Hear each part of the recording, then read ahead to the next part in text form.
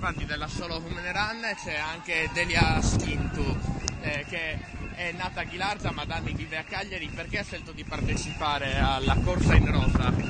Perché bisogna promuovere queste iniziative per riuscire anche a dar vita non solo alla partecipazione di tante donne, sensibilizzare le donne nei confronti di tante problematiche come quelle oncologiche, il problema al seno o anche altre patologie oncologiche femminili, ma non solo.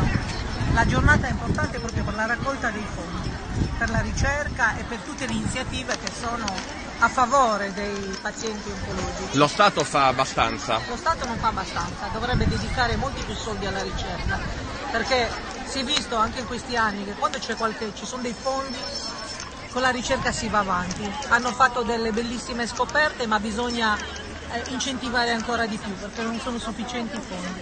Lei è nata a Ghilarza, poi da anni vive a Cagliari, lei è già in pensione. Il senso principale della partecipazione è comunque di una persona, in questo caso lei comunque, che è una paziente oncologica, alla corsa in rosa? Prima di tutto dimostrare che anche chi ha difficoltà come me può comunque partecipare a questi eventi, perché oggi con le cure si può vivere, anche quando si è in salita, quando si fanno le chemio e si è un po' più in salita, ma ci sono dei periodi in cui si può vivere meglio, più serenamente, quindi la ricerca può fare tanto. La ricerca può fare tanto, però i fondi, appunto, lei dice non bastano mai, quindi anche eventi simili sono utili. Esattamente.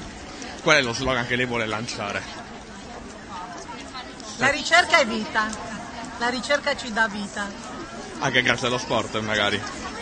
Ecco, e grazie allo sport si può, anche una semplice camminata insieme può aiutare a vivere meglio, e il movimento e l'attività fisica allunga la vita, questo è quello che posso dire.